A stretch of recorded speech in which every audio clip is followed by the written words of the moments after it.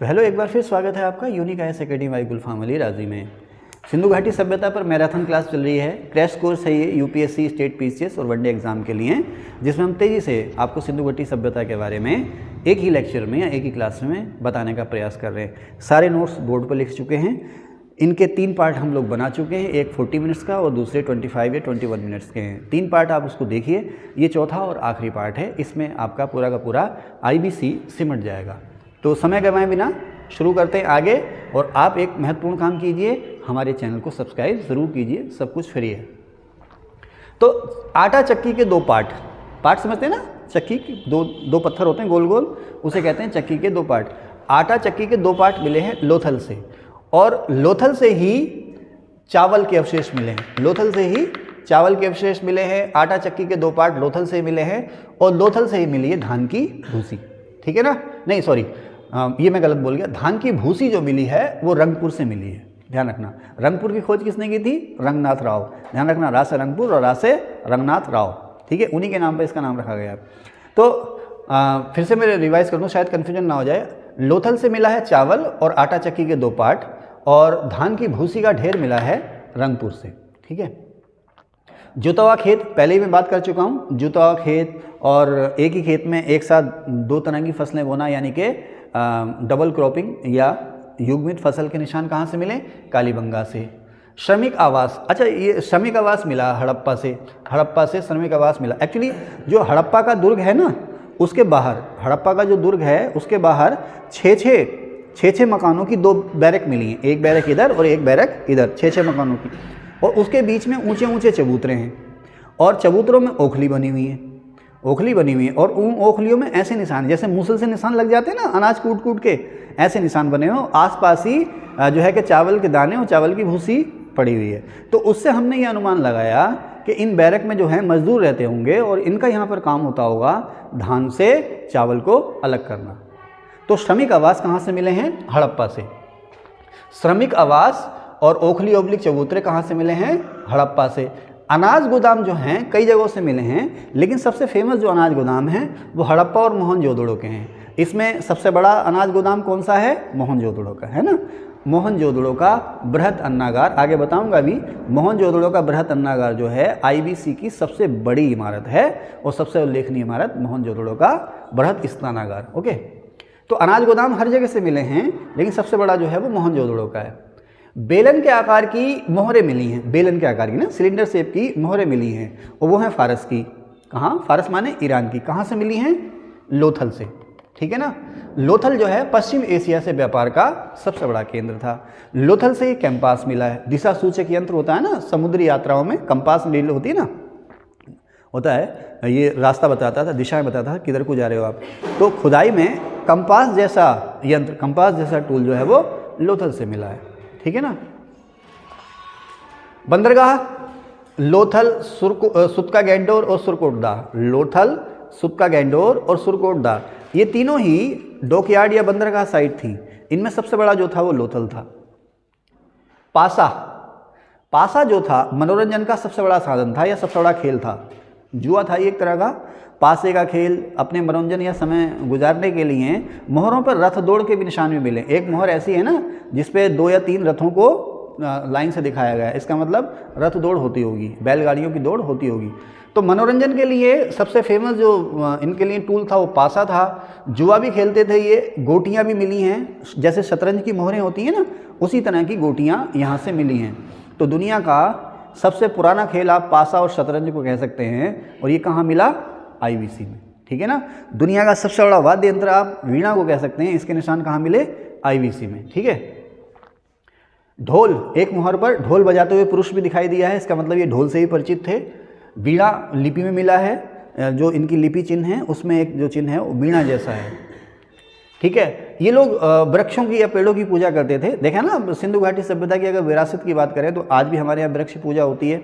तो एक मोहर मिली है, उसमें पीपल का पेड़ बनाया गया, और पीपल के पेड़ पर देवता बैठे हैं, तो जो बताता है कि वृक्षों की पूजा होती थी, है ना। एक मोहर और मिली है जिसमें से पेड़ से सूरज की किरणें निकलती हुई दिखाई देती हैं, और साथ ही साथ स्वास्तिक के चिन्ह मिलते हैं। इसका मतलब ये वृक्ष पूजा भी करते थे और सूर्य पूजा भी करते थे ये लोग।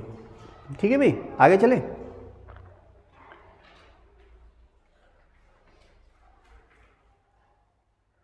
शंख, कांच और मिट्टी की चूड़ियाँ, काली बंगा। दरअसल बंगा पंजाबी भाषा का शब्द है, बंगा जो है पंजाबी भाषा का शब्द है ना। वो आपने गाना भी सुना होगा, आपने फिल्म देखी मुकलावा? मुकलावा फिल्म देखी है ना? मुकलावा पंजाबी फिल्म देखिए, देखा करो, उसमें है बंगा करके कुछ है गाना, देखना। खैर मुझे बहुत शौक है पंजाबी फिल्में, खासकर कॉमेडी, रोना धोना। ना हिंदी फिल्म, ना इंग्लिश फिल्म, ना पंजाबी, ना गुजराती, ना मराठी, कॉमेडी होनी चाहिए। ठीक है, कहाँ चले भाई?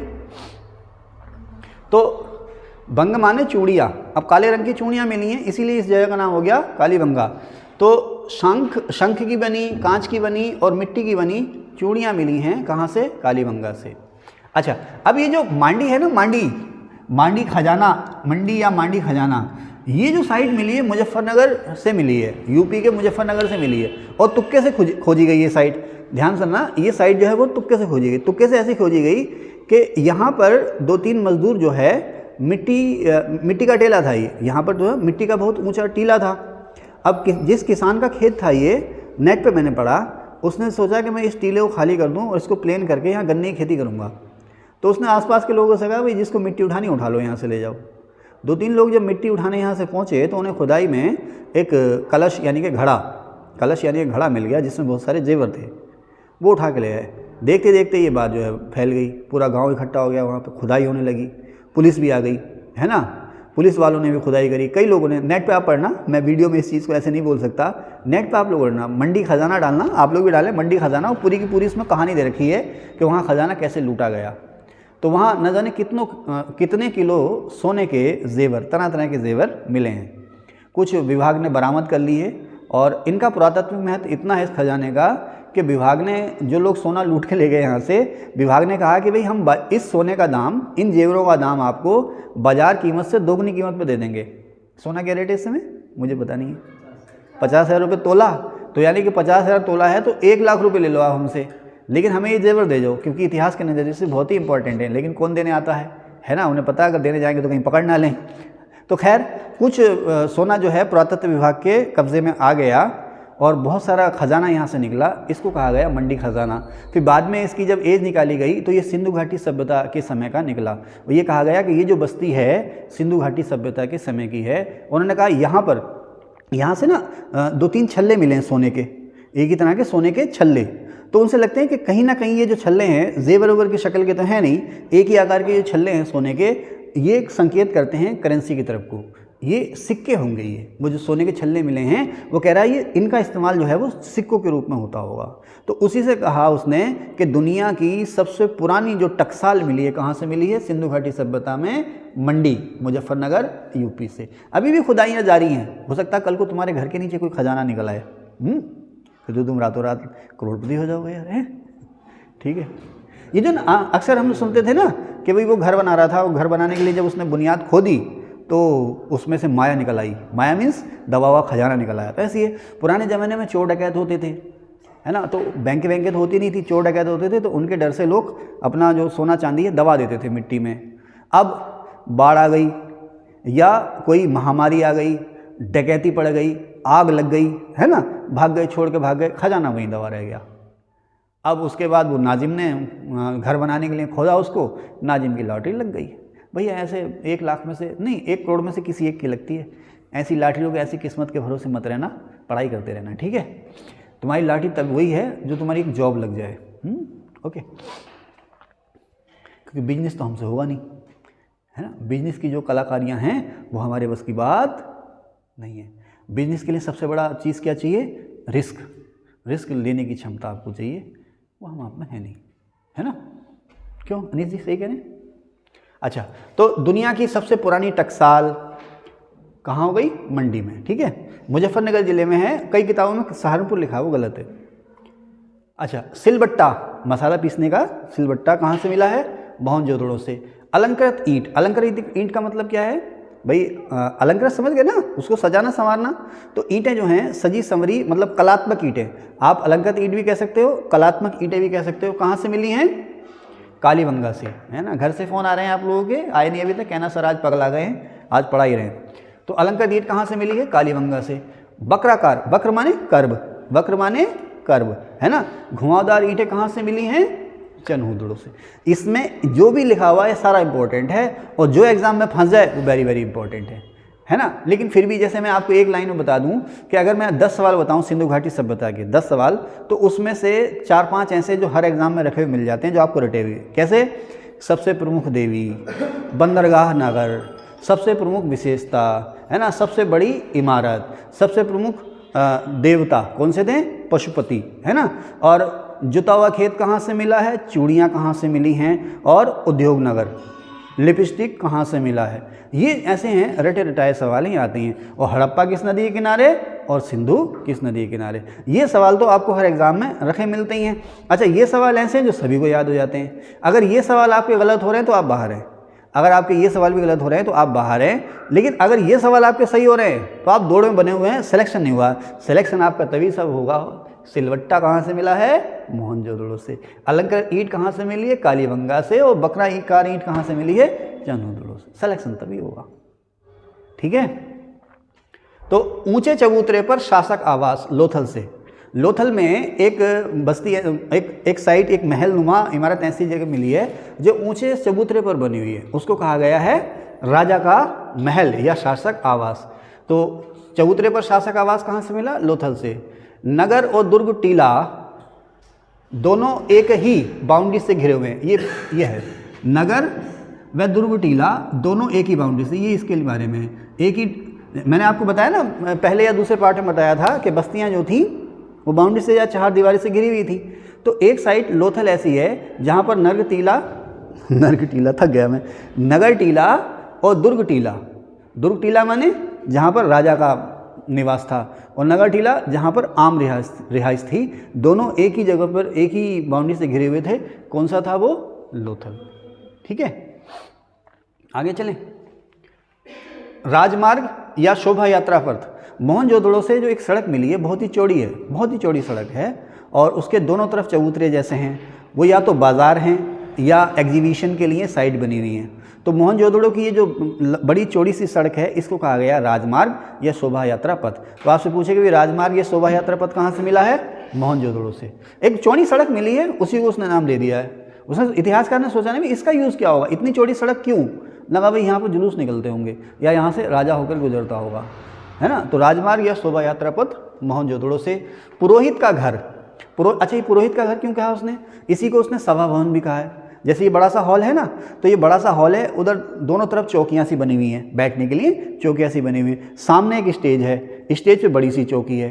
अच्छा, उसमें पूजा सामग्री मिली है, तो उसने उसको कह दिया पुरोहित का घर या सभा भवन। सभा भवन भी नाम देता है उसको, वो पुरोहित का घर भी कहता है। कहाँ से? मोहनजोदड़ो से, ठीक है। कहाँ थे हम?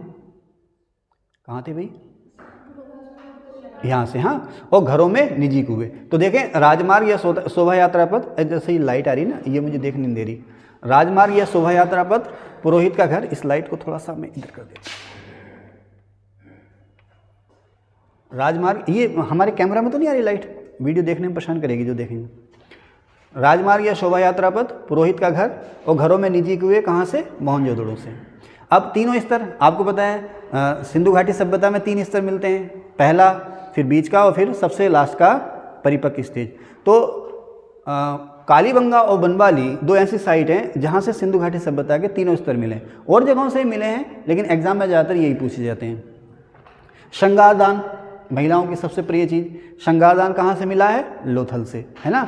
ज्वेलरी चार्ट कहाँ से मिला है? रोपड़ से। आभूषण फलक कहते हैं हिंदी में इसको।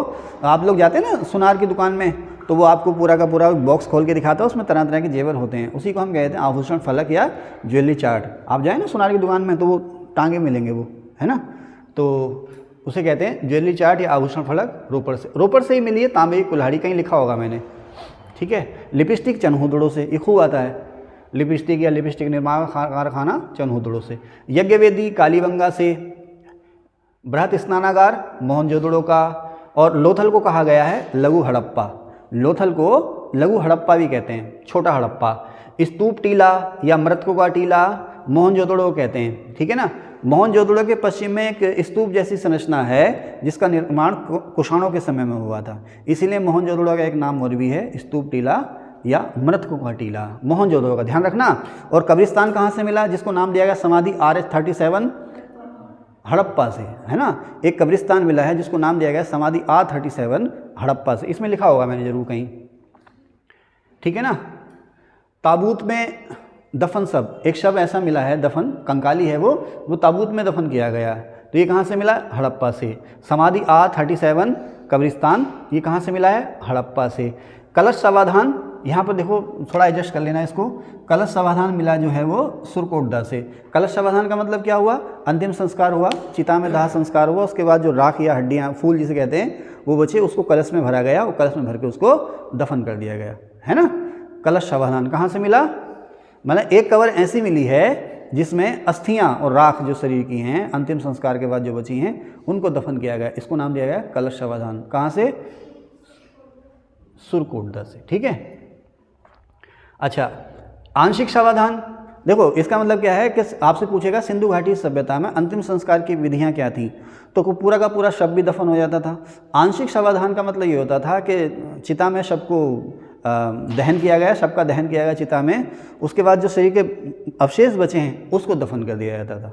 चिता में दहन किया गया, जो शरीर के अवशेष बच गए उनको दफन कर दिया गया, उसको कहते थे आंशिक समाधान। एक हुआ पूर्ण समाधान, यानी कि पूरे शरीर को दफन कर दिया गया। एक हुआ कलश समाधान, कलश समाधान का मतलब जो भी चिता के अवशेष बचे उनको कलश में भरा और दफा दिया। पूर्ण समाधान, आंशिक समाधान और कलश समाधान, तीन चीज़ें मिली हैं, ठीक है ना। अब कलश समाधान है तो इसका मतलब चिता की रस्म वहाँ पर होती होगी, है ना। युगल कब्र, एक ना युवा स्त्री और पुरुष कंकाल जो था, एक युवा स्त्री और एक युवा पुरुष का था, उन दोनों को एक ही कब्र में दफनाया गया। ऐसी 3 कब्रें मिली हैं लोथल से, जिसे हम कहते हैं युगल समाधान। स्त्री और पुरुष दोनों को एक साथ दफन किया गया एक ही कब्र में, ऐसी 3 कब्रें मिली हैं लोथल से। तो सिंपल सा सवाल आ जाता है, युगल समाधान कहाँ से, लोथल से। अनोखी कब्र, अनोखी, अब ये अनोखी जो कब्र है इसमें अनोखापन क्या होगा, ये अनोखी कब्र है ना, ये अव्वल तो ये कब्र जो है पत्थर की बनी हुई है, ना, इसके अंदर पत्थर की चिनाई जैसी है, और ये कब्र जो है अंडाकार है। आमतौर पर जो कब्र होती है आयताकार होती है, ये कब्र जो है अंडाकार है और पत्थर से ढकी हुई है, इसलिए इसको नाम दिया गया अनोखी कब्र। तो अनोखी कब्र जो मिली है वो मिली है सुरकोटदा से। अब एक रोपड़ से एक कब्र मिली है जिसमें मनुष्य और कुत्ता एक साथ दफन है, उसे अपने कुत्ते से विशेष लगा होगा, तो मनुष्य और या दोनों की एक साथ डेथ हो गई होगी, तो मनुष्य और कुत्ता दोनों एक साथ दफन हैं। कहाँ से, रोपड़ से, ठीक है ना। अब ये लोग विदेशी व्यापार भी करते थे, अफगानिस्तान से मंगाते थे ये सोना चांदी और टीन, तांबा मंगाते थे खेतड़ी से, सोना कर्नाटक की कोलार और हट्टी खानों से, एक्सपोर्ट भी करते थे। सबसे ज़्यादा जो एक्सपोर्ट होता था वो सूती कपड़ों का होता था, मसालों का एक्सपोर्ट भी होता था।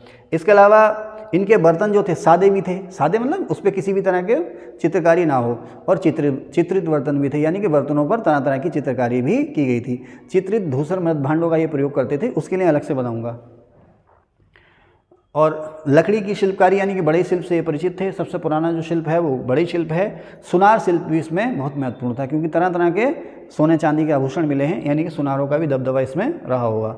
यहाँ पर हड़प्पा से 6 लड़ियों का एक सोने का हार मिला है, एक सोने का हार मिला हड़प्पा से 6 लड़ियों का है। और महिलाएं जो थी 16 केश प्रकार का मतलब है महिलाएं 16 प्रकार के हेयर स्टाइल से परिचित थी। अब कितने हेयर प्रकार के स्टाइल, तो सैकड़ों होंगे, है ना। हाँ चलिए खैर, तो सिंधु घाटी सभ्यता इस तरह से हम लोगों ने कितने पार्ट में पूरा किया, 4 पार्ट में पूरा किया। 4 के 4 पार्ट में अपलोड कर चुका हूँ और 3 पार्ट में अपलोड कर चुका हूँ, चौथा अपलोड करने जा रहा हूँ। आप चारों पार्ट देखिए, और अगर आपको अच्छा लगे तो उसको लाइक भी कीजिए, शेयर भी कीजिए और सब्सक्राइब भी कीजिए। Thank you. टाइम